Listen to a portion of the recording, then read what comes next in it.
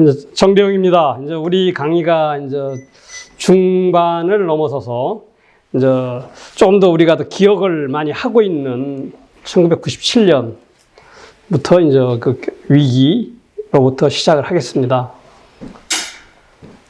이때 기간을 좀 이게 강의를 준비하면서 어떻게 그 기간 구분을 할까 하다가 1997년부터 2007년으로 하고 이때는 이제 두 명의 대통령이 있었습니다. 그 김대중 대통령과 노무현 대통령. 그리고 이것을 어떤 걸로 주제를 잡을까 하다가 이제 빠른 위기 극복과 짧은 번영으로 잡았습니다. 얼마 전에 에코노미스트인가에서 한국 경제의 피크가 2007년이었다라는 기사가 있었습니다. 그래서 피크아웃을 했다. 이제 정점을 찍고 지금 조금씩 주춤거리며 떨어지고 있다라고 기사가 있어서 저도 좀 동의하는 면이 있습니다. 나중에 좀 설명을 좀 드려보겠는데, 그래서 97년 위기, 우리가 너무나 잘 아는 경제의 6.25 동란이라는 표현도 씁니다. 얼마 전에 이제 1980년대 후반에 삼조 시대에는 단군 이래의 최대의 경제 호황을 누렸다면 1997년 위기는 우리 경제에서 다시 오기 어려울 아주 엄청난 위기를 겪었습니다. 일단 위기 전개 과정을 보겠습니다. 이제 위기가 어떻게 초래했는지, 위기가 온 것은 이제 김영삼 대통령 시절에 온 거죠. 97년대. 97년 1월 23일 날 한보그룹이 부도가 납니다. 이건 이제 굉장히 정경유착의 그러니까 중견보다는 큰 아주 재벌에는 약간 못 미치는 굉장히 큰 대기업이었습니다. 이것이 이제 문제가 되면서 많은 그 정치적 스캔들이 드러나는데 이 과정에서 김영삼 대통령의 아들인 김현철 씨가 구속이 됩니다. 그러면서 이제 김영삼 대통령이 굉장히 정신적으로 힘들어졌을 겁니다. 이 김현철 씨는 사실 김영삼 대통령이 정치적 동반자, 아들이지만 였다고 합니다. 그러면서 이제 상의할 사람도 없어지고 마음 편히 이런 사람이 없어지면서 이제 굉장히 김영삼 대통령이 흔들리기 시작했죠. 국내에서는 그렇고 이제 97년 2월에 들어면서 이제 눈치 빠른 헤지 펀드들이 이제 동남아 경제를 공격하기 시작했습니다. 태국이 바트화라든가 인도네시아 루피와 이런 하나를 공격을 했어요. 여기와 함께 이제 일본에서 일본은 지금도 요새 이제 최근에도 문제가 엔캐리 투자가 많은데 이 당시부터 엔캐리 투자가 많았습니다. 그렇기 때문에 이제 엔캐리 투자와 관련해서 여기 일본 문제가 생기면서 이제 일본에서 그리고 일본 금융기관들도 엔캐리 투자를 했기 때문에 이때 이제 일본의 소형 증권사라든가 금융기관들이 흔들흔들하고 도산하는 데도 있었어요. 일본에서. 그러면서 일본에서 이제 자기가 어려우니까 한국계 은행에다가 돈을 빌려주지 않았습니다. 이때부터 이제 어떤 징조가 나타났다 이렇게 생각하시면 됩니다. 그러니까 이제 바로 이제 국제수지, 대책, 차관회의. 별거 아닙니다. 차관회의는 그냥 수시로 못 나는 거니까 했는데, 그냥 조심하자 정도 얘기는 했을 겁니다. 근데 이제 이때부터 문제는 시작되다가, 그리고 좀 있다가 이제 바로 무디스사, 신용평가사들이 우리나라 은행들의 이제 신용 등급을 하향 조정했습니다. 그리고 나서는 이제 잠시 주춤하고 조용하다가, 외형적으로는 그랬는데 속으로는 뭐가 있었냐면, 이 당시 이제 만기 연장 또는 영어로 롤오버라고 합니다. 우리는 단기 외채를 많이 끌어다가 국내에서 여기 대출로 많이 썼습니다. 장기 대출, 특히 장기 대출 쓴 거. 이게 이제 미스매치를 해서 위험관리 기본을 잃은 건데, 이게 있었는데, 이게 롤오버가 안 되면서 이제 우리나라 금융기관들이, 유동성 위기에 몰리기 시작합니다. 그러면서 이제 8월 달에 이제 금융시장 안정과 대외 신인도 제고 대책. 이게 보면은 잘 모르는 건데, 결국 유동성 위기에 몰린 종금사, 특히 종금사입니다. 이 종금사의 유동성 위기를 어떻게 해결할 것인가라는 대책이 이때 나온 겁니다. 그래서 특용을 1조 공급합니다. 특별융자를. 사실은 이게 종금사라고 하는 것은 엄밀하게 은행이 아니기 때문에 사실 여기서 종금사를 좀 정리를 했다면은 외환 위기, 1997 위기를 아주 가볍게 넘어가거나 조금 잘했으면 오지도 않았을 수 있었습니다. 8월 달만 잘했다면. 그런데 이렇게 그냥 특용을 하면서 그냥 문제가 많은 종검사를 한번 참 들여다보지도 않고 그냥 넘어간 겁니다. 이때부터 이제 문제가 점점 커지기 시작하죠. 그러다가 좀 잠잠할 줄 알았는데 이제 동남아 위기가 이제 태국이나 인도네시아, 말레이시아 이런 데 위기가 좀 괜찮은 나라들, 아시아의 4마리 용인, 이게 이제 싱가포르, 홍콩, 대만, 한국입니다. 근데 여기에 이제 쪽 동남아에 가까운 싱가포르, 홍콩, 대만으로 확산이 됩니다. 이러면서 이제 한국 경제도 곧 온다 이렇게 했는데 이제 우리가 이때 유명한 말이 한국 경제는 펀더멘탈이 괜찮기 때문에 괜찮다라는 말이 계속 이때 나오기 시작했습니다. 그러다 이제 문제가 생긴 게 이제 한국에서 이제 기아 자동차가 이제 법정 관리 들어가고 그러니까 이제 큰일 났어요. 그러니까 이제 대통령 주재 확대 경제 장관이 했습니다. 이거 대통령 주재하면은 잘 이루어지지 않습니다. 그렇듯한 말만 하고 가니까. 그런데 여기서도 별게 없이 그냥 별게 아니다. 다 이겨낼 수 있다. 이렇게 그냥 뭐라고 할까. 그냥 자만심을 갖고 넘어갑니다. 그런데 이제 11월부터 본격적으로 이제 위기가 생기는데 문제는 우리가 외환보유액이 좀 있었습니다. 300억 불 정도 있었다고 하는데 실제 이제 그 중에 가용이라고 하는 우리가 쓸 수 있는 돈, 우리가 이제 외환보유액을 그 전까지 위기가 없었기 때문에 막 썼습니다. 돈을 언제든지 꺼낼 수 있게 돼야 되는데 은행들한테 빌려줘서 해외에서 영업하게도 하고 이런 식으로 많이 썼기 때문에 이걸 남은 외환보유액을 아껴서 사실은 외국인들이 한국 시장을 공격할 때 어떤 전투 총알로 써야 되는데 그냥 소모한 겁니다. 국내은행 지원이라든가 환율 개입 이런 걸로. 이제 눈치 빠른 사람들, 특히 여러분 국가보도의 날 보셨으면은 윤 누구죠? 보면은 눈치 빠르니까 이때 이제 환전해 놓는 거잖아. 달러를. 이제 그런 사람들한테도 돈이 나가는 겁니다. 한국은행 돈이, 외환보유액이. 외국에서는 들어오지 않으니까. 그러다가 이제 11월 13일에 도저히 못 막으니까 이제 강경식, 이경식, 이인호. 이 세 명이 이제 강경식이 정영원 장관, 이경식이 한국은행 총재, 이인호가 경제수석 정도였을 겁니다. 지원 요청 등을 논의해서 이제 가야 되겠다. 이렇게 됐을 겁니다. 그리고 이제 며칠 후에 깡두 씨가 비밀리에 한국에 들어와서 이제 협상을 종료하고 들어가죠. 이때 이제 이 조건을 다 얘기했을 겁니다. 이러이러한 조건을 돈을 받으려면 이렇게 해야 되겠다. 물론 그 전에 이제 우리가 개별 국가로부터 돈을 빌리려고 노력을 했습니다. 우리가 일본이나 미국이나. 근데 그게 다 잘 안 됐죠. 유럽 이런데. 그런데 이제 이런 상황에서도 이제 계속 외환시장 개입하고 이거 피 같은 여기 외환보유고를 낭비하는 거니까 이제 17일부터 아마 이때 한국은행 실무자들이 실무자들이 일을 거부했을 겁니다. 이렇게 하면 나라 망한다 하고서 뒤로 자빠져 버렸어요. 그러면은 이제 한국은행에서 돈을 시장에다 풀지 않으면 외환 거래가 이루어지지가 않습니다. 왜냐하면 달러 공급이 한국은행 외에는 공급이 안 되니까. 한국은행에서 우리는 못하겠다 하고요. 아마 이게 일종의 파업이고 태업이죠. 사보타지를 한 겁니다.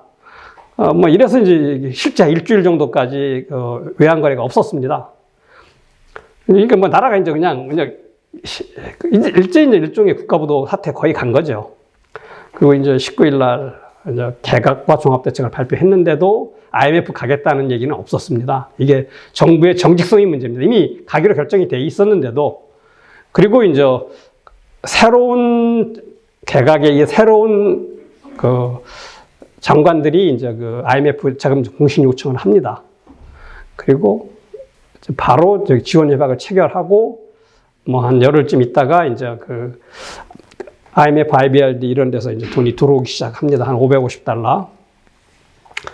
그래도 이제 돈이 들어왔음에도 한 열흘간은 환율이 치솟아서 우리가 이제 보통 한 800원대 후반, 850원에서 900원 사이로 왔다 갔다 했는데 환율이 12월 24일 날이 거의 2,000원 수준까지 오릅니다. 아마 장중에는 2,000원을 돌파했을 겁니다. 이거 실업률은 한 7%. 지금 한국은 실업률이 보통 이 당시 2, 3% 수준을 왔다 갔다 했는데 7%까지 오르고 최악의 경제 상황으로 치닫게 되는 거다. 이게 이제 위기 전개 과정입니다. 우리가 한 8월까지만 잘했다면 사실은 위기를 아주 가볍게 맞거나 살짝 넘어갈 수도 있었거나 방어할 수도 있지 않을까, 이런 지금 지나서 복귀해 본다면 그런 생각이, 아쉬움이 너무 많이 듭니다. 근데 우리가 이제 여기서 잠깐 이건 뭐 여기 본다면 경제 위기 종류는 외환 위기, 은행 위기, 재정 위기, 인플레이션 위기, 뭐 이렇게 보통 네 가지로 구분을 합니다. 근데 우리 IMF 사태를 얘기하면서 뭐 IMF 외환 위기다 뭐 이렇게 하는데, IMF 사태는 외환 위기와 은행 위기가 복합이 돼 있습니다. 외환 위기라고 하는 건 당연히 뭐 환율이 크게 오르거나 그다음에 외환 대외 결제를 못해서 국가 부도가 나는 거고, 은행 위기는 은행들이 무너져서 부실화돼 갖고 사라지는 겁니다. 이거 우리는 두 개가 동시에 생긴 것이다. 우리가 조금만 잘했다면 아마 외환위기로만 막을 수 있었을 것 같고, 아니면 양쪽 다 와더라도 아주 약하게 왔을 것 같다. 그리고 이제 아직 우리는 재정위기나 인플레이션 위기는 없었는데, 이것은 남미 국가나 아프리카 국가에서 많이 납니다. 거의 동시에 같이 옵니다. 재정위기와 인플레이션은. 정부가 이제 돈이 없어갖고 돈을 못 빌리는 상태. 그리고 인플레이션이 옵니다. 왜 그렇게 되냐면, 되게 이제 정부가 빚이 많으면 이것을 빚을 해결하는 방법은 가장 쉬운 방법, 인플레이션이 오면은, 정부 빚이 만약에 우리나라도 100조 있었다. 그럼 인플레이션이 한 100배 오르면 1조로 주는 거잖아요. 그러니까 이건 뭐 경제를 몰라도 다 알았습니다. 이게 대원군도 다 알았습니다. 대원군도 알아갖고, 대원군이 이제 조선시대 경복궁 중수에서 막 재정이 없으니까 어떡하냐 하다가 그냥 동전이 옛날에 일전짜리가 있다면 당오전, 이것은 하나지만 동전 5개와 같다. 당오전. 그것도 잘 안 되니까 이건 그냥 당 100전으로 하자. 이러니까 물가가 얼마 오르겠습니까? 100배까지는 안 하고 50배는 그냥 오릅니다. 이런 때가 대원군 시대에 있었다. 이게 이제 일종의 재정위기와 인플레이션 위기가 같이 오는 그런 대표적인 사례다. 그럼 경제위기라고 하는 건 보통 얼마냐, 이런 걸 포괄적인 겁니다. 그리고 어떤 요새 같은 기후재난이라든가 또는 전쟁, 이런 것 때문에도 올 수 있는 그런 게 이제 경제위기고, 금융위기는 이제 외환위기, 은행위기, 재정위기, 인플레이션 위기, 이렇게 네 가지로 보통 많이 나눕니다. 그러니까 우리가 요걸 그냥 개념으로 조금 이해했으면 좋겠다 해서 간단히 설명을 드리는 거고, 그럼 1997년의 금융위기 원인은 무엇일까? 여러 가지 얘기를 많이 합니다. 지나고 나서 얘기하는 건 좋은데, 이제 가장 큰 것이 제가 볼 때는 기업이 무리한 차입에 의한 과잉 투자다. 특히 이때는 국내 차입이 어려워지고 그러니까 힘들으니까 이제 해외 차입을 했다. 특히 해외 차입은 금리가 더 쌌다. 물론 이 사람들이 당장은 쌌지만 장기적으로 보면은 환율에 따른 환 위험을 부담해야 되는 건데, 김영삼 정부까지는 환율을 굉장히 인위적으로 안정화시켰기 때문에 환 위험도 못 느낀 거죠. 그래서 사실 이게 보면은 우리가 어떤 경제의 종합적인 능력에 비해서 빨리 성장하려고 했고, 그 성장의 모티브를 투자로부터 잡았다. 그러다 보니까 기업들은 빨리 투자하려고 하다 보니까 차입을 할 수밖에 없고, 이게 이제 어떤 개발 시대에 오른 관성에 따른 유용학대 경쟁이다. 그래서 이제 이것이 또 투자를 많이 하면 당연히 투자재는 상당 부분은 수입 물품이 오는 거기 때문에 수입 확대로 연결돼서 경상수지는 적자가 난다. 그래서 여기 거시경제가 불균형이 이루어지는 거다. 그런데 이런 게 이제 박정희 시대에 있었죠. 그런데 박정희 시대는 사채동결로 1972년 옛날에 해결됐지만은, 이 당시 97년에 와서는 차입이 주로 이제 해외에서 많이 일어났습니다. 세계화 진전이 좋은 점이기도 하지만은, 이래서 국내 해결이 상당히 어려웠지 않았느냐. 해외의 어떤 대출자들, 해외에서 돈을 빌려준 사람과의 어떻게 우리가 협상을 통해서 이 문제를 해결하느냐가 어려웠는데, 이것을 잘 해결했다면, 왜냐하면 우리가 배째라라고 하는 것도 굉장히 좋은 겁니다. 우리 돈 못 주겠다. 니들이 가져가려면 가져가라. 이렇게 확 자빠지면 이 채권자들도 그러면 조금이라도 갚아라. 이렇게 될 거거든요. 아까 종금사 대책이 나왔을 때. 그래서 이제 이걸 협상을 하는 거거든요. 니들이 한 10년 후에, 20년 후에 받을래. 지금 우리가 조금씩 줄 테니까 좀 나눠서 받을래. 이렇게 하면서 이제 약간 우리가 좀 차입 좀 겁을 내지 말고, 우리는 해외에서 빌린 돈은 다 갚으려고 했던 것이 더 문제가 아니었나, 이렇게 생각을 합니다. 그 두 번째 이제 큰 게 은행 등 금융기관 위험 관리 실패입니다. 특히 이제 1997년 위기를 촉발시킬 금융기관은 종합금융사입니다. 뭐 단자사라고도 부르는데 여기는 그 당시 보면 위험관리와 감독이라는 개념이 없었던 기관들입니다. 근데 이 자산 규모가 종금사 자산 총액이 은행 총액의 한 절반 수준 됐습니다. 굉장히 큰 거죠. 이런데 그냥 뭐 위험관리나 감독이 거의 없었다. 여기는 그냥 해외에서도 가장 싼 게 뭐냐면 하루짜리나 또는 일주일, 한 달 이렇게 단기 차입이 금리가 싸거든요. 이것을 빌려서 그냥 한 3개월짜리 빌려서 3개월 대출해 주는 게 아니고 하루나 일주일짜리 빌려서 3년, 5년 대출을 해준 겁니다. 왜냐하면 매일 롤오버를 하면 된다. 매일 만기 연장을 하면 만기 연장이 잘 되어 왔으니까 그 당시까지만 해도 그러니까 뭐 매일 만기 연장해서 여기는 대출은 장기로 하면 금리는 굉장히 차이가 크니까 이래서 쉽게 돈을 벌었죠. 돈을 쉽게 번다는 건 어딘가는 함정이 있는 건데 뭐 잘 될 때는 좋지만 뭐 안 되니까. 그리고 이제 이거 두 가지에서 문제가 생긴 거죠. 하나는 그 만기가 미스매치, 즉 기간이 안 맞은 거. 두 번째는 이제 위기가 오면서 뭐 기아도 망하고 한보도 망하고 뭐 미도파도 망하고 해태도 망하고 하면서 이제 돈 빌려준 데들이 망해서 그 신용 위험이죠. 그게 두 가지가 동시에 나면서 이제 종합금융사들은 다 부실화됩니다. 나서 이제 이 종합금융사를 이렇게 지탱해 준 게 은행이었는데 그 은행도 이제 같이 부실화되죠.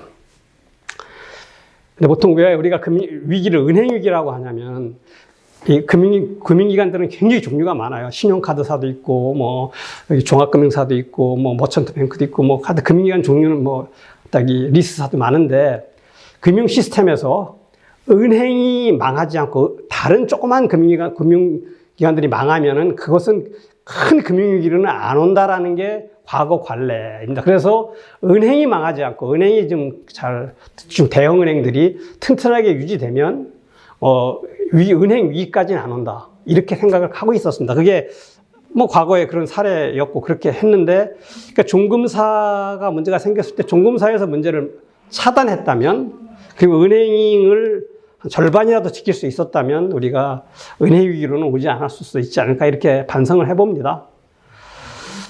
그 다음에 이제 뭐 여기 위기 원인은 물가, 경상수지, 환율 이런 것이 굉장히 불균형이었습니다. 경상수지 적자가 나면은 환율이 올라가야 되는데 환율이 비정상적으로 저환율. 여기에 대해서는 말들이 많죠. 이렇게 1인당 국민소득 $10,000를 유지하기 위해서 했다. 뭐 그런 것도 있을 수 있습니다. 그 다음에 OECD 가입을 위해서 우리가 좀 시장을 안정시키기 위해서 했다. 이런 거 있고요.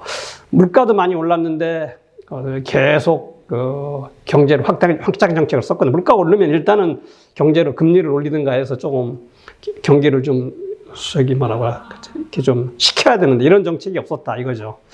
그 다음에 이제 중요한 게 정책 당국이 오만. 저는 오만이라고 생각합니다. 이때까지 참 잘해왔습니다. 그러다 보니까 우리는 자신 있다, 한국은. 이런 오만이 있었고, 무책임합니다. 권한이 클수록 책임도 커야 하는데 책임지지 않는 관료입니다. 제가 지난 시간에 김영삼 정부의 문제가 재정경제원이라는 어마어마한 큰 어떤 경제 조직을 만들었습니다. 예산 권한하고 그 정부 금융정책 거의 모든 권한을 다 갖는 권한을 가졌습니다. 그러면 한국 경제를 책임져야 되는데 이 사람이 책임을 안 지는 겁니다. 당연히 여기서 외환 관리도 책임지고 갖고 있는 권한인데, 근데 이때 이제 사실은 1996년, 7년 초까지 이 재정경제원에서 한 일이 뭐였냐면, 가만히 보니까 지금 다 가졌어. 근데 하나를 못 가진 게 있어. 금융감독 권한이야. 그래서 금융감독 권한을 이제 한국은행에서 뺏어 오려고, 이렇게 했던 게 이때 한국은행 법을 바꾸려고 해서, 이때 굉장히 노력을 했습니다. 그래갖고 재경원 사람들은 그때 만나면, 그때 이제 하는 법을 바꿨으면 위기를 자기네들이 책임지고 막았을 텐데, 그거 안 바꿔줘서. 근데 사실 그런 거하고 위기하고는 관계가 원인은 아니거든요. 그래서 이제 이런 일이 있었다. 이렇게 생각이 됩니다. 지난 다음에 위기 원인을 보는 건 참 어떻게 보면 죽은 자식 불알 만진다. 이런 생각과 비슷해요. 그래서 이제 지금 지난 다음에도 97년 위기와 또 이제 뒤에 2005년 뒤에 설명할 텐데 7년의 부동산 폭등이 책임 규명 같은 것을 있었습니다. 97년 위기는 당연히 이제 98년도에 새로운 정부가 들어섰지 않습니까? 김대중 정부가. 그래서 인수위에서 이거 누가 뭐 잘못해서 위기가 왔느냐부터 하고 나중에 이게 뭐 해서 법원까지 갔습니다. 근데 뭐 법원에서 유죄받은 사람은 없고, 정책 판단이니까. 그 다음에 이제 뭐 인수위에서는 어느 정도 교통정리를 해서 하여튼 재경원 쪽이 책임이 큰 걸로 결정이 됐을 겁니다. 그리고, 그 당시 이제 인수위 쪽에 가셨던 사람들 얘기를 들으면, 지난번 위기 나올 때 이제 97년 2월, 3월에서 한국은행에서도 당연히 이제 뭐 이게 고민을 많이 했죠. 이게 어떻게 될 건가. 아무도 모르는 겁니다. 미래는. 근데 한국은행은 그때 이제 누가 썼는지는 모르지만 이 이제 IMF에서 자금 지원까지 갈 수 있으니까 굉장히 조심해야 된다. 막 이런 말을 문장에 넣었대요. 검토 자료에. 그러니까 이제 한국은행은 참 이게 뭐라고 할까. 참, 미래를 보는 능력이 있다 해서, 니들은 면죄! 뭐 이렇게 됐다고도 누가 합니다. 참, 그렇다고 해서 뭐 그게 알았던 건 아닐 거라고 생각합니다. 그 다음, 위기 극복 정책은 가장 첫 번째가 통화 재정의 고금 정책과 재정 쪽에서는 긴축, 그 다음 고환율 정책을 썼습니다. 그래서 금리를 확 올리고, 환율도 올리고, 재정 쪽에서는 돈을 확 쪼이고, 뭐 이런 정책, 긴축 정책을 쓴 거죠.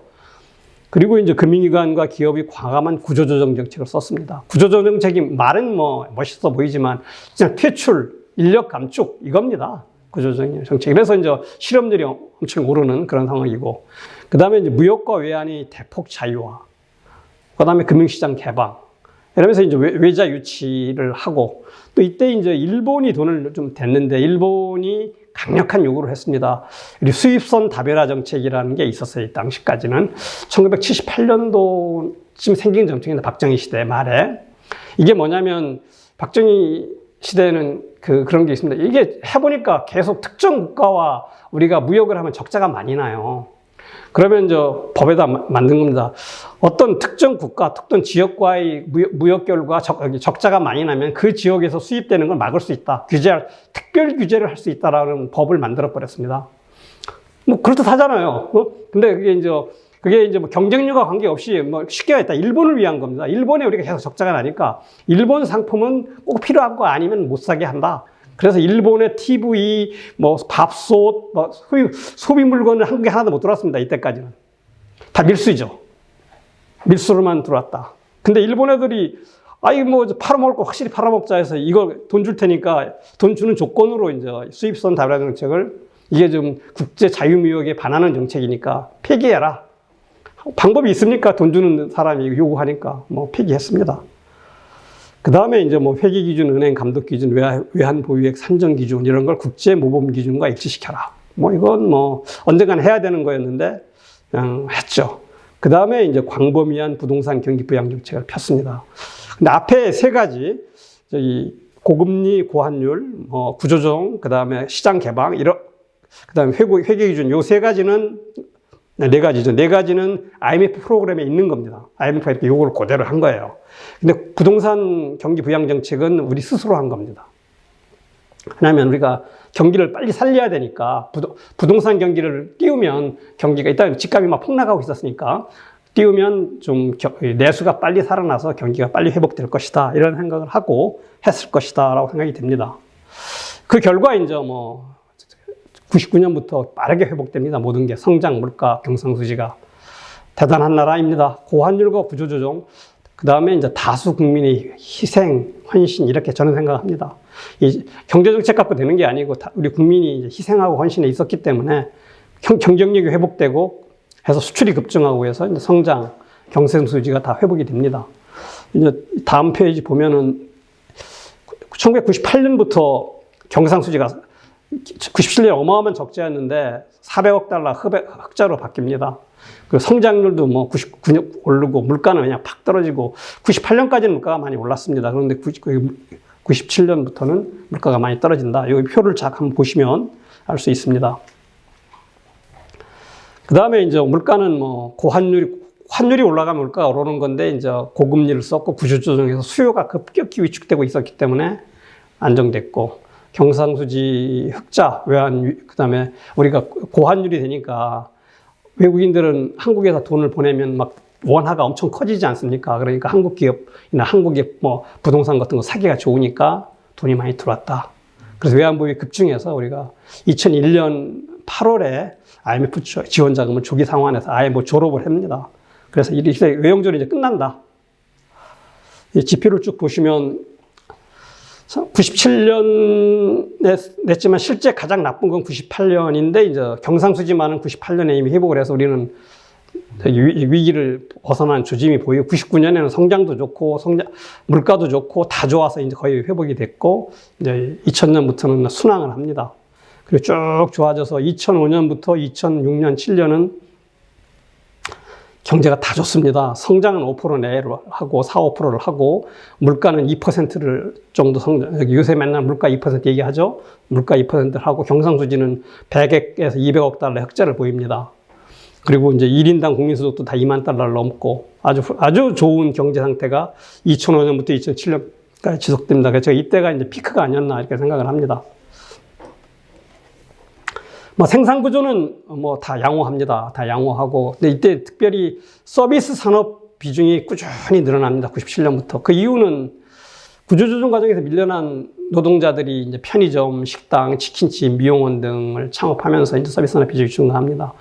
지나보면 우리나라도 이게 이제 우리가 박정희 시대나 개발 시대에는 제조업 중심으로 커왔기 때문에 초기에 서비스 상업을 창업한 사람들은 굉장히 돈을 많이 벌었습니다. 식당이나 뭐 치킨집, 미용원 이런 거 하신 분들이. 그래서 야 이거 뭐 잘려도 큰 문제 없는 거다. 뭐 이렇게 초기에는 괜찮았어요. 내가 가서 뭐 식당 하지 뭐 잘하면 돈 더 버는데 뭐 막 이런 분위기였는데 이게 이제 조금 지나면서 이제 과당 경쟁으로. 그리고 요때는 뭐가 있었냐면 그 신용카드를 굉장히 장려를 해갖고 이제 막 사람들이 카드를 많이 긁기 시작하면서 조금 소비가 늘어나면서 자영업들이 초기에 잘 됐습니다. 그렇지만은 결국 뭐 그게 지속될 수 없는 거였기 때문에 이때 이제 영세 자영업자의 문제가 태동이 됐다. 영세 자영업자 문제는 우리나라에서 양면성이 있습니다. 실업자의 피난처입니다. 아까 구조조정 된 사람들이 뭐 자기가 원하는 수준의 직장이 없을 때는 뭐 자영업이라도 해야 되는 거고, 또 하나는 과당 경쟁이 되고 뭐 이러다 보니까 저생산성. 그래서 우리나라는 생산성이 낮은 나라인데 특히 이제 서비스 산업의 생산성이 굉장히 낮다. 이 문제를 어떻게 할까? 참 답 찾기 어려운 과제가 이제 우리 영세사업 자영업자 소상공인 문제입니다. 이거 갖고도 좀 토론도 많이 하고 고민도 많이 해봤으면 좋겠습니다. 이 지출 구조는 민간 소비가 약간 낮아요. 52, 53% 좀 안정되고 정부 지출이 꾸준히 증가해서 한 추정 소비 지출이 이제 민간 정부 합하면 66% 정도까지 올라가서 그렇게 낮은 건 아닌 괜찮은 수준을 유지하고 순수출은 플러스 되는 게 한국 같은 나라는 굉장히 좋습니다. 너무 많이 플러스가 되면은 외국 압력도 있고 경제 구조를 왜곡시킬 수 있으니까 약간 플러스. 가능하다면 1, 2%. 이게 참 좋은 수준이 되죠. 그래서 이걸 종합하면은 민간 소비 비중이 조금 낮고 투자 비중이 조금 높은 것을 제외하고는 지출 구조가 굉장히 양호해서 경제의 운영 결과도 상당히 좋게 나왔다. 투자가 우리가 96년도가 지난번 설명했는데 여러분 기억 못 하시겠지만 38% 정도 됐습니다. 이거 쭉 떨어져 갖고 2007년까지 30%까지 그래도 높은 겁니다. 이게 좀 뭐 이게 정답은 없는 건데 이 지출 구조의 비성이 여기 유럽 독일이나 프랑스 같은 나라들 이를 볼 때 미국은 예외적으로 소비가 너무 높은 나라니까 민간 소비가 70% 되는 게 아니고 독일이나 프랑스, 일본 그런 데를 본다면 민간 소비가 한 60%, 그 다음에 투자의 비중이 한 25%에서 20% 정도 되면은 양호하다. 그래 우리가 좀 거기보다는 조금 더 좀 발전하는 나라니까 투자가 높아야 되겠죠. 그래서 투자가 조금 낮고 이거보다 그 다음에 민간 소비가 조금만 높으면은 경제 구조는 굉장히 양호한 구조가 된다. 근데 민간 소비를 높이는 게 굉장히 어렵다. 근데 지금도 이제 이 숫자만 딱 보면 투자가 계속 많이 떨어져 왔잖아요. 특히 이제 38% 보면 떨어져 왔기 때문에 우리 많은 사람들이 투자를 더 늘려야 된다. 이렇게 얘기를 떠드는 사람이 많습니다. 근데 IMF 위기는 과잉 투자 때문에 생긴 거다. 이렇게 생각을 하시면 됩니다. 살림살이를 한번 보겠습니다. IMF 사태 충격을 빠르게 이제 회복했죠, 우리가. 그러면서 이제 우리 사람들이 개선됩니다. 특히 이제 구조조정에서 살아남은 기업이나 사람, 공무원, 전문직, 뭐 전문직 중에서 의사는 나중에 설명하지만 거꾸로 구조정이 있었죠. 뭐 의사를 줄을 줄였으니까 오히려 받고 이런 사람 살아남은 사람들은 굉장히 여유 있는 삶이 됐다.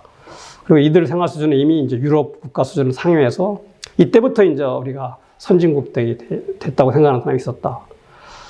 그리고 우리가 이제 IMF 사태가 막 나라가 망할 줄 알았는데 그냥 한 몇 년 지나니까 확 회복을 했어요. 그리고 또 2002년에는 월드컵 4강을 올랐죠. 그러니까 국민의 어떤 자신감이 굉장히 크게 고양이 돼 있었다. 그래서 이때가 이제 굉장히 국민들이 어떤 정신적, 물질적인 수준이 좋았을 때다. 2005년 내외가.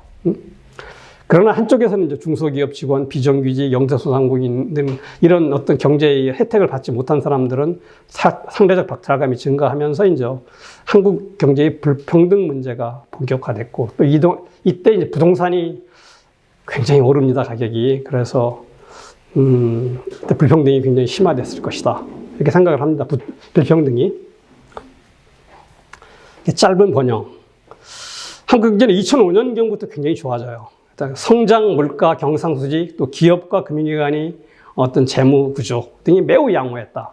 그래서 이제 어떤 분이 외국에 있는 어떤 금융기관 수장이 한국에 왔을 때 제가 어떤 그 자리에 같이 갔었는데 우리 한국은행 총재한테 이렇게 좀 칭찬, 약간 좋은 말 해주는 건데 이건 한국 경제는 참 신도 만들기 어려울 정도로 훌륭한 경제 상황을 유지하고 있습니다. 우리 총재님이 참 능력이 많으신 것 같습니다. 이렇게 덕담이라면 덕담이고 좀 뭐라고 할까 아부면 아부 이런 걸 해준 일이 있습니다. 근데 이 한국만 이때 좋은 게 아닙니다. 2007년까지 세계 경제가 다 좋았습니다. 다 이랬습니다. 조금 정도의 차이, 미국도 좋았고. 그렇지만 2008년에 세계 금융위기가 왔습니다. 그러니까 이게 너무 좋다고 이게 사람들이 막 자만에 빠진 다음에 위기가 옵니다. 그런 걸 보면 인간이 미래 예측은 한계가 있습니다. 내년에 위기가 올 텐데 너무 좋았죠. 여기다 또 이제 한국은 어떤 문제가 있냐면 이 소비자 물가 지수에 집값이 반영 안 돼서 통계가 왜곡돼 있습니다. 이게 이제 보면은 여기 보면은 요 경제 지표를 보면은 우리가 2005년부터 2007년 굉장히 좋았다죠. 소비자 물가 2.8%, 2.2%, 2.5% 정도 됩니다. 굉장히 좋은 겁니다, 이게. 그런데 여기에 한국의 소비자 물가에는 집값이 반영이 안 돼 있습니다. 이때 집값이 많이 오를 때였습니다. 그 노무현 정부 때 노무현 대통령이 집값 말고는 꿀릴 게 없다. 이렇게 할 정도로 집값이 많이 오를 때였는데 집값을 반영됐으면 이게 몇 퍼센트 했을까? 한 6, 7% 됐을지도 모릅니다. 그러면 한국 경제가 좋은 게 아니죠. 아까 말한 대로 신이 만들어도 소비자 물가가 5% 넘어가면 굉장히 나쁜 거거든요. 그러니까 이때 통계를 왜곡했다. 이런 생각도 듭니다. 그러니까 통계를 잘 만들어야 되는데 자, 이렇게 해서 이제 2007년에 평가를 해보고 우리가 교훈을 찾아보도록 하겠습니다. 이 시대 과제는 이 당시 우리가 해결해야 될 과제는 뭐냐면 IMF 금융 위기 극복이 1번입니다. 당연히. 위기가 왔으니까. 그렇지만 그냥 위기 극복을 그냥 하는 것보다는 국부 유출을 최소화하고 국민의 피해를 줄여야 하는데 그렇게 해야 되죠. 그 다음에 이제 지금 완전히 왜곡된 성장, 물가, 경상수지의 거시 경제를 다시 균형을 회복하는 겁니다. 그리고 이제 이건 불평등 문제는 박정희 시대 때부터 누적된 거니까 이걸 완화해야 되고 경제의 기본인 당연히 민주주의와 시장 경제 원칙을 더 강화하는 겁니다. 근데 이때 이제 우리나라에 이때부터 논의가 2017년부터 2004년 논의가 맞냐면은 신자유주의 논쟁이 이때 불거져 나옵니다. 그러면서 이제 한쪽만 보려는 전문가와 지식인이 늘어납니다. 그러면서 진영 간 갈등이 이제 어려워져서 대화 토론이 어려워지기 시작하는 시기가 이때다. 그러니까 한국 경제는 경쟁과 시장 원리가 과도한, 그러니까 신자유주의 논리가 과도한 경제인가? 어느 부분이 그러한가? 반대로 또 경쟁과 시장 원리가 부족한 부분이 없나? 이런 것도 고민해 봐야 되는데 이런 거 없이 그냥 한쪽만 갖고 그 논쟁이 벌어지고 진영이 나눠지는 시기가 되었다. 이렇게 생각합니다. 그러면서 이제 IMF 금융위 긍정적인 효과는 그냥 금융기관과 기업이 재무 건전성이 크게 개선됐다. 외환보유액이 증가되고 엄격한 관리를 했다. 그리고 금융기관 감독 기준, 회계 기준 등이 국제 모범 부위에 맞추어 선진화됐다. 이런 것들이고 또 하나는 이제 금융기관의 위험 관리와에 대한 관심과 증가했고 그다음에 이제 자율경영 환경이 조성됐다. 그다음 유형 관리 능력이 한국이 굉장히 낙후되어 있었습니다. 아까 우리가 외환위기 원인 97년의 위기 원인이 외환위기 부족했습니다. 저도 이제 이때 많이 위험 관리를 알게 됐는데, 그때까지는 몰랐던 겁니다. 우리가 이제 97년 이제는 주로 재벌 쪽에 대출을 많이 해줬습니다. 그 재벌 쪽에 대출을 해준다는 것은 재벌들이 신용등급이 높잖아요. 뭐 삼성 계열사, 현대 계열사, 아니면 10대 재벌한테 들어간 혜태 계열사 좋은데, 이런 신용등급이 높은 거액 대출, 그러니까 어떤 신용등급이 높은 데다가 100억 원을 대출해 주는 게 안전하냐? 1억 원짜리 대출을 신용등급이 낮은 중소기업에 쪼개서 대출하는 게 더 안전하냐? 이것은 당연히 그 당시에는 은행 사람들은 신용등급이 높은데 확 때려주는 게 더 대출 안전하다고 생각했습니다. 그런데 이미 그때 이 당시 위험관리 교과서에는 그게 아니다. 소액 대출을 나눠서 하는 게 훨씬 안전하다. 그건 이제 이론적으로 다 증명이 돼 있습니다. 이게 왜 이렇게 안전한지. 이런 것들을 우리가 몰랐던 시대였다. 그러다 보니까 그냥 재벌 계열사면 그냥 대출해주고, 대기업 계열사들은 그냥 대출해주고, 그러다가 이제 그게 위기가 오면서 이런 걸 알게 된 거죠. 부정적 효과는 이제 불평등과 격차가 확대됐다. 이때부터 우리나라는 불평등 격차가 진짜 크게 확대가 됐습니다. 살아남은 사람, 그 다음에 피해를 받은 사람 이렇게 되게. 그리고 이제 과도한 금융시장 개방으로 대외 충격에 취약한 경제 구조가 됐다. 그리고 또 하나는 부동산 불패 신화가 뿌리를 내린 계기가 됐다. 부동산이 충분히 빠져줬으면 좋은데 이제 그 김대중 정부가 약간 조급함 이런 것 때문에 부동산을 너무 빨리 부양을 하는 바람에 이제 그냥 금방 바로 올랐습니다. 다시. 그러니까 이제 IMF 같은 사태 같은, 즉 우리가 경제 위기 동란 같이 어마어마한 사태가 와도 한 3년, 4년 지나면 부동산 다시 오르더라. 그러니까 부동산은 불패다. 이런 게 있어 지금까지 내려와서 지금 부동산이 이렇게 열기를 갖는 이유가 되었다. 생각을 합니다. 그 다음에 경제 주체 등의 의식이 급격히 이제 보수화됐다. 그래서 이제 금융기관들은 안전한 대출, 주택담보대출, 개인대출, 아까 이제 위험 관리를 좀 알면서 이렇게 되는 거고, 기업은 투자를 기피하니까, 여기 재무구조를 건전하게 하는 게 최고하니까, 언제든지 망할 수 있으니까, 개인들은 이제 안전성이 높은 직업, 공무원이나 전문직, 이러면서 이제 경제의 역동성과 성장 잠재력이 약화되기 시기다. 부정적 효과론. 여기서 잠깐 하나 넘어갈게요. 이건 그냥 중요한 건 아니지만, 우리가 위기 극복을 빨리 했는데 크게 기여를 했나? 과거에는 이제 정책 당국이 했다고 생각합니다. 특히 이제 금융감독위원회, 이현재 씨로 여기 지속되는 이런 사람들이 했는데, 참, 지나고 보니까 그런 것 같지 않다. 제가 볼 때 이렇습니다. 구조조정을 순순히 받아들이고 금모기 운동에 적극 참여한 국민이 아닌가, 이런 생각을 해봅니다. 이건 그래서 이제 그때 그렇지만 이런 참여한 국민들이 보상을 못 받았기 때문에 앞으로 위기가 발생하면은 아마 이렇게 구조조정을 순순히 받아들이거나 금모으기 운동을 통해서 자기 희생을 할 국민들은 많지 않을 것 같다, 이런 생각이 듭니다. 여기서 이제 또 좀 평가, 김대중 정부의 업적과 아쉬움. 업적이 참 많습니다. 그리고 다음이 대표적이다. IMF 사태를 빠른 극복을 했다. 참 이거 쉽지 않은 거죠. 대부분 나라가 이거 이렇게 빠지면 10년이 걸리고 그러긴 하는데 우리는 3년, 4년 만에 그냥 바로 극복을 했다. 그 다음에 이제 민주주의 원칙과 시장경제 원칙을 확대했다. 김대중 정부도 민주주의 시장경제 원칙을 잘 지켰던 분입니다. 그 다음에 대표적인 게 지방자치를 확대하고 이제 규제 완화를 굉장히 많이 하신 분입니다. 그 다음에 또 하나 이제 첨단 산업으로 IT 산업 육성하고 전자정부 추진하고 해서 우리나라 지금 자산인 경제의 조기 디지털화를 추진했다. 그 다음에 직장의료와 지역의료 재정 통합도 했고, 또 여기 국민연금도 이제 직장연금과 지역연금 같은 거 재정 통합을 하셨습니다. 많은 걸 했죠. 근데 아쉬움은 이제 부동산 경기를 왜 이렇게 분양을 안 했어도 우리가 국민들이 열심히 잘했기 때문에 한 1년 정도 늦을지 몰라도 회복을 했을 것 같은 생각이 듭니다.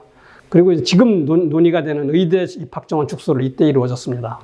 그래서 이때 때문에 갈등의 씨앗이 그때 생긴 겁니다. 그 불평등 문제에 관심을 가졌으나 크게 개선된 건 없다. 왜냐면 이때 이제 부동산이 많이 오르고 자영업 문제가 태동되고 이랬기 때문에. 그러니까 의사 정원 문제는 2000년 의약분업 갈등이 생겼는데 이때부터 이제 의사들을 달래기 위해서 의대 입학 정원을 한 350명 정도 줄였습니다. 그래서 이제 윤석열 정부는 이때 한 20년 전 일이니까 20년도 25년 정도 됐으니까 그거 합하면 뭐 20년 합하면 7,000명 뭐 이렇게 얘기하는 거죠. 뭐 8,000명 이렇게 얘기하는 게 그러니까 뭐 2,000명도 적다는 거라는 거 아닙니까? 모르겠습니다 이건. 그다음에 노무현 정부 업적과 아쉬움. 노무현 정부는 진짜 불평등 문제와 격차 문제에 진심이었던 정부입니다. 가장 관심이 많았는데 접근 방식의 문제와 이제 부동산 정책의 실패로 이제 문제를 악화했다. 이제 왜 그러는지 모르겠고 누가 그렇게 했는지 뭐 어디가 그렇게 했는지 잘 모르겠습니다. 이 불평등을 양극화의 시각으로 풀었으면 접근했습니다. 한국의 불평등 구조를 통계 없이, 왜냐하면 한국의 불평등 구조를 보면 이렇게 양극화는 낙타로 치면 양봉 낙타입니다. 이렇게 앞쪽에 소득 많은 사람이 팍 많고 소득 적은 사람이 팍 많고 가운데 없고 이게 이제 양극화잖아요. 근데 우리나라는 이게 꼬리가 긴 단봉 낙타입니다. 그러니까 상위 10%, 20% 쪽이 사람이 굉장히 많아요. 그 다음에는 쭉 내려오면서 꼬리가 길어요. 낮은 쭉쭉 길게. 이러한 형태를 갖고 있는 것 같아요. 통계가 정확히는 없지만 나와 있는 통계를 볼 때는 이렇게 보면 양극화하고는 관계가 없는 거거든요. 이거 문제를 알고 했어야 되는데 왜 양극화 시각으로 접근해서 이제 양쪽을 갈등을 유발시키는. 그러다 보니까 자기는 이제 내가 볼 때는 상위에 속한데도 자기는 뭐 중산층이다. 뭐 이렇게 생각하는 사람이 많아지면서 이상해지는 거다. 그 다음에 이제 노무현 정권이 부동산 가격에 폭등해서 불평등 구조를 확실히 심화시켰을 것이다. 그리고 또 이제 개혁을 많이 했어요. 한미 FTA 하셨고, 동북아 금융중심지 연금개혁, 국민연금개혁 같은 걸 했는데, 의욕적으로 했는데 의도가 불분명했고 방향이 잘못되었다. 한미 FTA는 왜 했을까?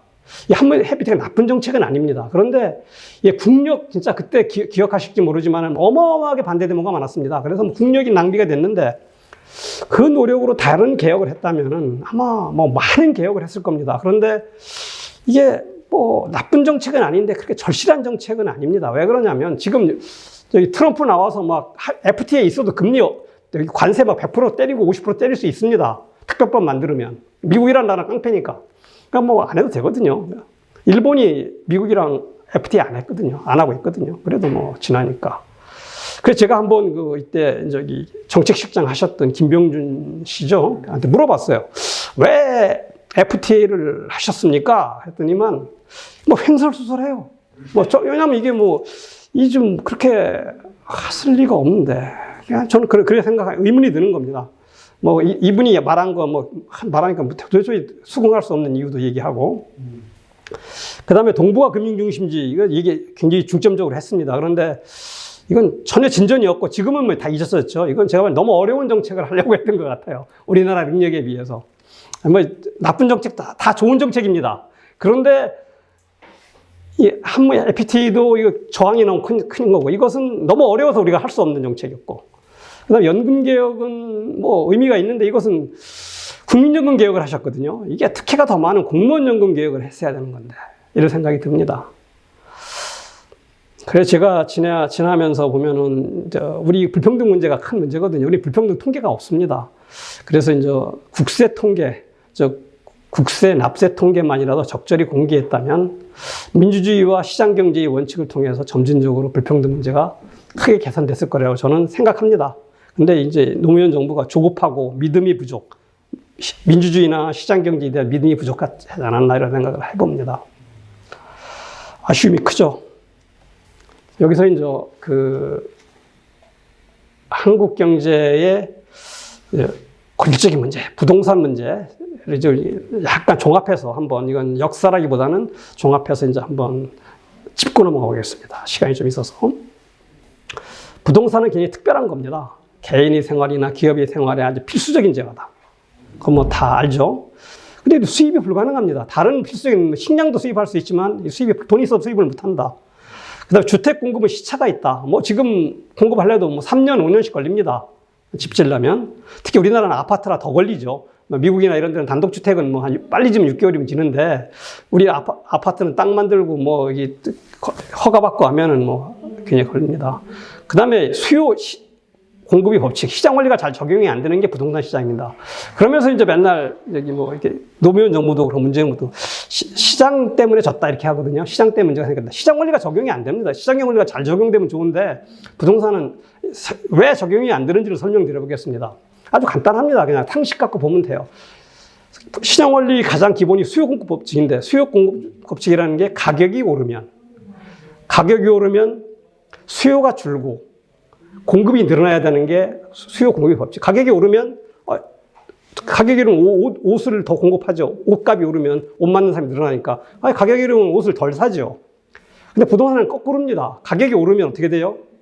계속 오르면 부동산 시장에서 신규 공급은 늘어날 수 있지만 가격이 오르면 신규 공급은 얼마 안 대부분 재고품입니다. 부동산. 근데 집 가진 사람이 내가 집을 가져 있어 가격이 계속 올라. 그럼 지금 팔겠어요? 3개월 후에 팔지? 6개월 후에 팔지? 더 오르는 거 보죠. 살려는 사람은 더 먼저 사죠. 더 오르기 전에. 그러니까 수요 공급법칙이 잘 적용이 안 되는 게 부동산입니다. 그리고 옷은 내가 미리 사놓으면 어떻게 돼요?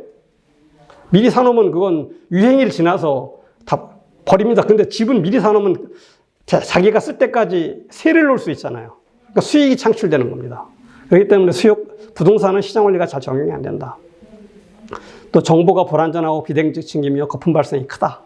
뭐 거래 단위 거래 비용이 크고 뭐 표준화가 어렵고 중앙 집중화돼 주식이나 이런 건 증권 거래소가 있는데 거래소도 없어서 어렵다. 이게 굉장히 작전도 많고 뭐 지금도 이렇게 몇 명이 돈 맞는 가진 몇 명이 막 이렇게 장난치면은 뭐 부동산도 남다른 장난칠 수. 지금 우리나라 시장이 그런 것 같습니다.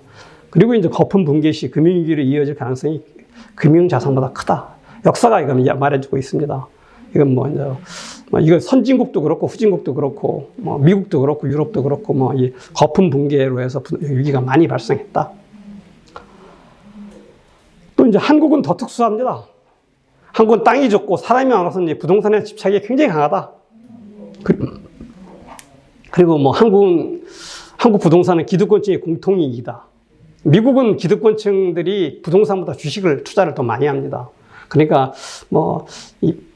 미국의 부동산에 대한 것은 트럼프 같은 이상한 사람 빼고 나머지는 약간 돈이 조금 있는 부자들이 관심 대상이고 돈이 많은 사람들은 부동산에 별로 관심이 없습니다. 미국은.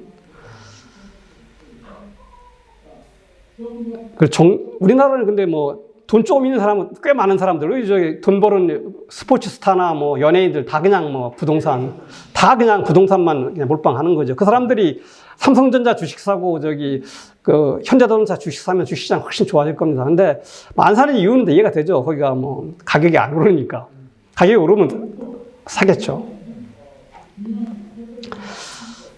정도의 차이는 있지만은 역대 모든 정부는 부동산을 경기 활성화 수단으로 사용했다. 김대중 정부가 대표적이고 노무현 정부도 아니라고 하지만 조금 했고, 그 다음에 뒤에 이제 문재인 정부도 비슷하고 그 다음에 이명박 박근혜 정부나 그 이전에도 다 마찬가지였습니다. 또 하나는 한국은 부동산 통계의 신뢰성이 매우 낮다. 우리 부동산 통계가 있긴 있는데 이거 믿을 수는 없습니다. 이거 통계 믿었다는 망합니다. 그 이제 사례가 있는데 이제 This Time is Different라는 아주 좋은 책이 있습니다. 이게 한 저자가 케네스라는 사람입니다. 그런데 이제 한국에도 번역됐습니다. 이번엔 다르다라고 그대로 이제 번역된 책인데 259쪽을 보면은 세계 주요국들의 2002년부터 2006년까지 이 시기죠. 실질 주택 가격 변동률이 나옵니다. 그런데 한국은 굉장히 낮은 나라에 속하게 나옵니다. 근데 이때가 이제 노무현 대통령 시절로 부동산 빼고는 꿀릴 게 없다고 해서 집값이 많이 오를 때였습니다. 케네스 로고프. 네, 케네스 로고프입니다. 예, 케네스 두 분이 진 겁니다. 그리고 또 이제 이건 좀 굉장히 이런 해외까지 이런 통계가 나갑니다. 근데 통계 보면은 한국은 집값 안정된 나라구나 이렇게 보여질 정도로 낮은 아래에 있습니다. 아래에서 한 30개국 보면 아래에서 한 5번째, 30번째 있습니다. 근데 또 김현미 장관이 이제 2020년 이때도 집값이 폭등할 때잖아요. 그죠? 한 거의 2배씩 오를 때인데 국회에서 이거 유명한 사건이잖아요. 그죠? 집값이 얼마 올라가고 그러니까 공식 통계로 11% 올랐다고 얘기했습니다. 이런 거나. 이거 참 웃기는 일이죠. 그죠? 사람들 느끼기는 한 배쯤 올랐는데 한 50% 올랐다고 그러면 아이고 뭐 그런 모양이다라고 했을 텐데 그러면서 이제 이게 우리 통계가 잘못됐다고 얘기를 하고 통계를 바꾸겠다 얘기하고 이제 이게 좀 통계가 잘 반영을 못한다 이렇게 좀 설명을 잘 했으면 이렇게까지 욕을 안 먹을 건데 박박 우겼잖아요. 그러니까 이게 참 근데 이 사람이 왜 장관을 했는지 이해가 안 되는 겁니다. 어떻게 이것도 모르고 뭐 이걸 또 우기면 불국 평균 통계에서 그랬던 건가요? 아니 모르겠어요. 근데 그것도 좀 서울 걸 물어봤을 겁니다. 그 뭐 국회의원이 뭐 서울 걸 물어보고 전국 걸 물어봤겠습니까? 그리고 이제 한국은 국민 보유 자산의 70 내지 80%가 부동산이다. 미국, 일본은 한 30-40% 정도인 듯하다. 이유는 뭘까? 뭐 부동산 투자하면 돈을 벌으니까 그렇죠. 그래서 벌게 정부가 만들어주고 있습니다. 이건 뭐 모든 정부가 똑같습니다. 뭐 그냥 김대중 정부나 노무현 정부나 다 마찬가지다. 자, 여기서 이제 노태우 정부의 토지 공개념. 노태우 정부 때도 돈이 여기 그 전 때 경기가 좋아서 많이 올랐습니다. 그래서 이제 이때 토지 공개념을 도입했죠. 그리고 이제 신도시 건설을 통해 주택 공급 확대를 했다. 그래서 그 공급과 수요를 잘 막아서 이제 좀 시기로 늦게 대처했지만 훌륭한 정책이었다. 토지 공개념 3법이 있습니다. 택지 소유 상한제, 개발이익 환수제, 토지 초과 이득 세제 이 세 가지인데 세 가지가 중에 두 가지는 1998년에다 9월에 폐지가 됩니다.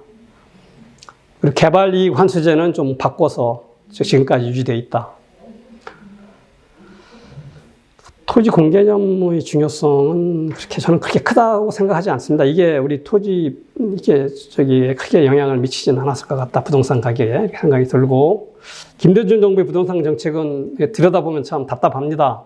당선인 시절부터 광범위한 부동산 경기 활성화 정책을 추진해서 이때는 할 수 있는 모든 부동산 경기 활성화 정책을 추진합니다. 그래서 부동산 시장이 화랑세가 된 2001년부터는 조금 방향 전환을 했지만은 뭐 크게 변하지는 않았다.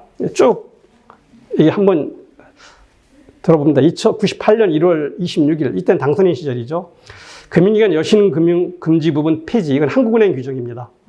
폐지해서 이때 이 전까지는 토지나 주택 등에 대해서는 대출을 은행들이 못하게 돼 있었습니다. 주택은 아주 소형 주택만 일부 할 수 있게 되고 토지도 못하고 빌딩도 못하고 이거 못하게 돼 있었어요. 그러니까 부동산 부분에 대해서는 돈이 흘러갈 수가 없죠. 그러니까 이때는 저금리를 해도 그냥 기업 부분 쪽에 대부분 가는 거였습니다. 그럼 건물 사려고 하면 대출 안 해주죠? 안 해주죠. 땅 사도 안 해주고 집사도 안 해줍니다. 집사도 전용민족 소형 평수 작은 것만 그것도 일부만 한 20%만 이렇게만. 그러니까 이때 이걸 폐지를 했죠. 없앴습니다. 그러면 돈을 그냥 생돈으로 집을 산 거예요? 그럼요. 그러니까 돈을 열심히 모아야죠. 그래서 이제 누구는 우리나라 그 EU 부동산 가격의 상승은 전부 한국은행 책임이라는 사람도 있습니다. 이거 왜 폐지했냐고. 이거 한국은행이 폐지하고 싶어서 했겠어요? 정부에서 시켰겠죠. 그렇죠. 이때는 가장 권력이 있을 때잖아요, 당선인이. 대통령보다 권력이 있을 때가 당선인인데. 선거 끝나고 한 달 반 정도 지났을 텐데. 참고로 경제 파트는 김종필 총리 쪽에. 하여튼 하여튼 그냥 같은 사람들이죠. 그 다음에 이제 98년도에 이제 토지거래 허가제를 전면 해제를 했고, 외국인 토지 취득도 이때 이제 같이 해제를 하고, 그 다음에 민영주택 분양가 전면 자유화, 한시적인 양도세 전면 면제, 취득세, 등록세 인하, 준농림지역 토지 이용 규제 완화, 재건축 재개발 규제 완화, MBS, 이게 한 번 다 했어요. 준농림지역 토지 이용 규제 완화가 농촌지역의 난개발에 시가 됩니다. 참 많은 것을 김대중 정책 때 이제 부동산 경기 활성화 대책이라고 했다. 노무현 때는 참 반대로 규제를 많이 했습니다. 김대중 정부 때 활성화 대책으로 해서 부동산이 폭등을 하니까 이게 신고제도 하고 다주택에 대한 양도세 중과 종합부동산 LTV, DTI 쫙 했습니다. 그래도 안 잡혔죠. 근데 이제 평가를 해보면 왜 안 잡혔을까를 해보면 2004년이 문제입니다. 2003년에 이제 노무현 정부가 출범을 합니다. 그래서 이렇게 좀 하기 시작하니까 조금씩 잡혀요. 그러니까 2004년에 보니까 이거 이때 이제 이 문제가 뭐냐면 이현재 씨가 경제부총리가 되죠. 경제부총리가 돼서 이제 보니까 부동산을 너무 이렇게 확 잡으면 경제 성장이 떨어질 것 같다고 그래서 부동산 시장 연착륙이라는 이름으로 규제를 완화합니다. 다시. 골프장을 200개 만들겠다고 이런 얘기. 그러도 하고 그 다음에서 이제 금리도 한국은행에 압력을 넣어서 2번 인하를 합니다. 이러면서 이제 부동산 시장이 다시 폭발을 합니다. 이것만 안 했으면 그냥 부동산이 그냥 이렇게 다시 폭발은 안 하죠. 그 다음에 또 그 뒤에도 규제를 한꺼번에 세게 해야 되는데 많은 규제를 하긴 했지만은 찔끔해서 내성을 강화시킵니다. 그러다 나서 이제 2004년에 이렇게 잘하고 나 부동산이 뛰니까 이제 청와대에서 생각해 보니까 이게 이현재가 괘씸하거든요. 그래서 이제 이현재를 쫓아냅니다. 쫓아내는데 그냥 쫓아내는 게 아니라 이제 뭐 비리 혐의 같은 거. 비리 혐의 이제 정부에서 갖고 있었던 거겠죠. 뭐 국정원이나 뭐 가족이 뭐 땅 투기하고 이런 것들을 특정 신문사에다가 뭐 이렇게 흘려갖고 막 대서특필 합니다. 뭐 일명 크게 나니까 이제 사표 내고 나갔죠. 욕 바가지로 하고. 이현재 씨가 그냥 나가라고 그러면 나갈 텐데 말이야. 왜 그렇게 치사하게 나가? 그냥 치부까지 들어버려서. 이게 대통령을 지키고 싶어 했는데 청와대 참모들이 이렇게. 뭐 그럴 수도 있겠죠. 예. 근데 하여튼 노무현 정부가 잘한 정책은 부동산에서 2005년에 실시한 건데 이제 부동산 실거래 가격을 등기부에 기재토록 하는 것이다. 실거래가 신고. 이것이 이제 지금 우리 가장 엉망인 부동산 통계를 그나마 잡을 수 있는 이것도 좀 문제가 많이 있습니다. 왜냐하면 우리나라 사람이 머리가 너무 좋아서 이거 피해가는 길이 많이 있습니다. 꼼수의 대가가. 그러면 또 정책을 또 그걸 하는데 그 다음에 그 꼼수를 이렇게 혼내는 방법을 안 써요. 왜냐하면 부동산은 너무 다 좋은 거기 때문에 힘 있는 사람들은. 다운 계약서, 업 계약서 쓰고 뭐. 이제 그랬는데 그 신고를 하고 등기를 안 하는 거예요. 신고만 하고. 등기 안 하면 돈이 안 들어가니까. 그러니까 양방이 서로 합의에 의해서 차명거래 하듯이 합의에 의해서 부동산 거래를 하고서 뭐 계약금도 안 주고 그냥 그러면 이제 일단 거래 계약을 맺었으니까 부동산에서 신고합니다. 지금 10억인데 가격 올리시면 20억으로 거래했다. 하고 나서 이제 등기를 해야 되거든요. 등기를 안 하는 거죠. 나중에 그러면은 이제 신고한 가격과 등기부를 다시 또 한번 조사를 해서 주기적으로 조사를 해갖고 그걸 통계를 다시 정리하는 작업을 하면 돼요.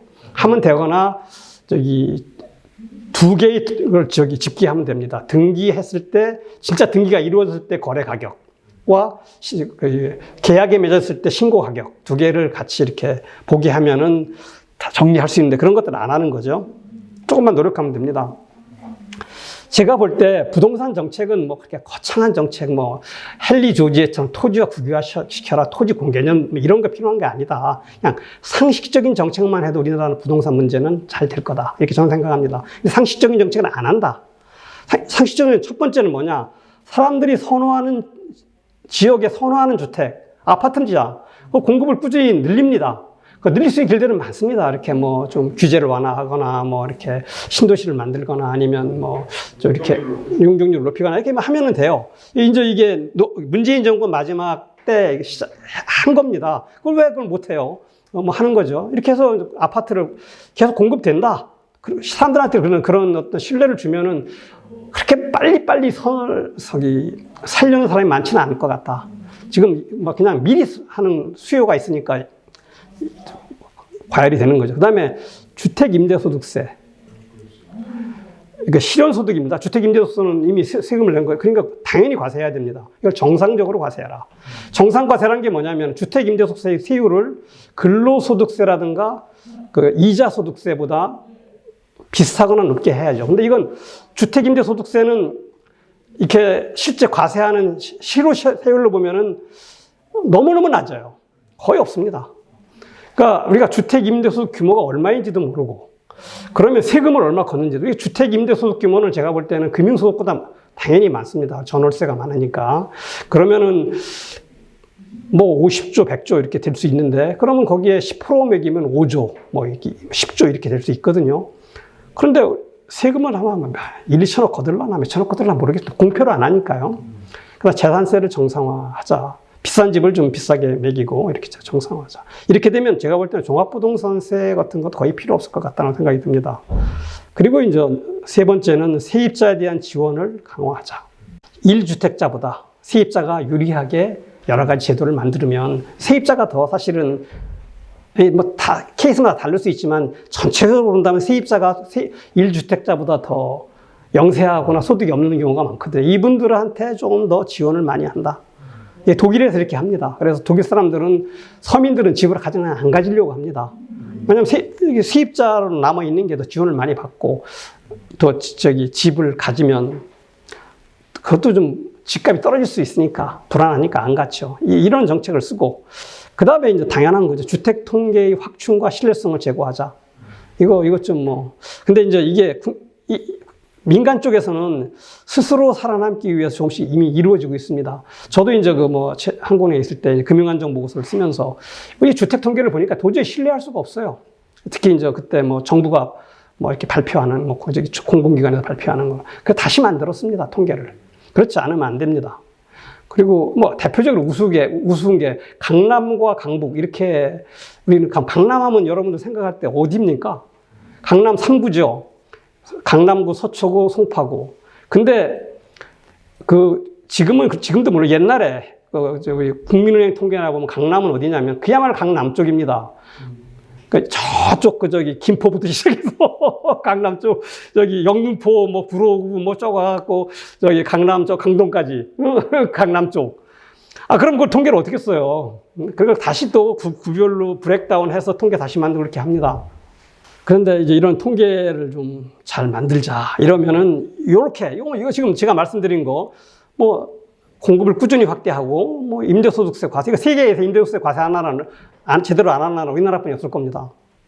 이런 거 과세하고 재산세 조금 더 올리고 비싼 집에 좀 올리고 자동차세의 비율 정도만 올리고 그다음 세입자 지원 당연한 것들 아닙니까? 이런 거 하면은 거창한 정책도 필요 없습니다. 이러면은 부동산 시장이 많이 정상화될 거다. 근데 이런 당연한 정책을 안 한다. 그러니까 이제 사람들이 부동산 가격은 오르고 그렇게 한다. 이렇게 생각을 합니다. 자, 이걸로 이제 우리가 오늘 강의를 끝내겠습니다. 부동산 문제는 참 언제나 얘기해도 할 얘기가 많지만, 우리나라 부동산 문제는 젊은이들하고 나라 미래에 아주 큰 재앙이 되니까 지금이라도 잘 해야 될 것 같습니다. 늦었지만. 감사합니다. 네, 감사합니다.